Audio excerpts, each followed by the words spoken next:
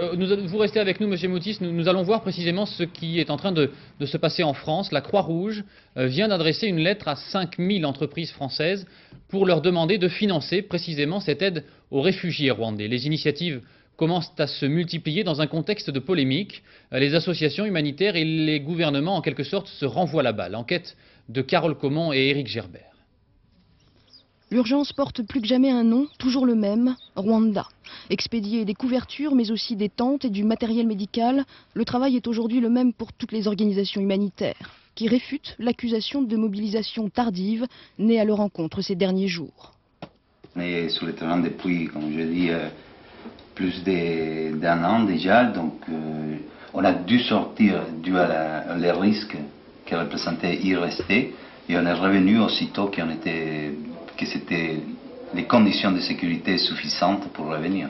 On n'intervient pas auprès de centaines de milliers de personnes, d'enfants, femmes et hommes, comme ça, d'un coup de baguette magique.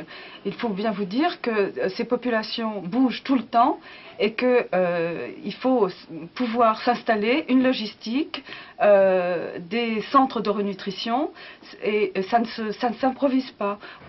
Pour ou contre l'opération turquoise, le débat a longtemps divisé les organisations humanitaires. Un désaccord que tous préfèrent maintenant oublier pour tenter d'intervenir au plus vite et de limiter l'ampleur de cette catastrophe humanitaire. Malheureusement, pour beaucoup de gens, ça sera trop tard. C'est évident. Il y en a beaucoup qui vont mourir.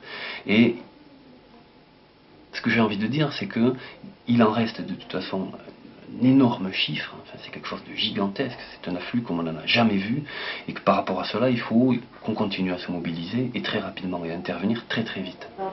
Devant l'urgence, la plupart des organisations humanitaires manquent cruellement de moyens humains comme financiers, et lancent aujourd'hui des appels, comme Médecins sans frontières par exemple, qui cherchent des médecins disponibles 3 mois pour partir au plus vite au Rwanda.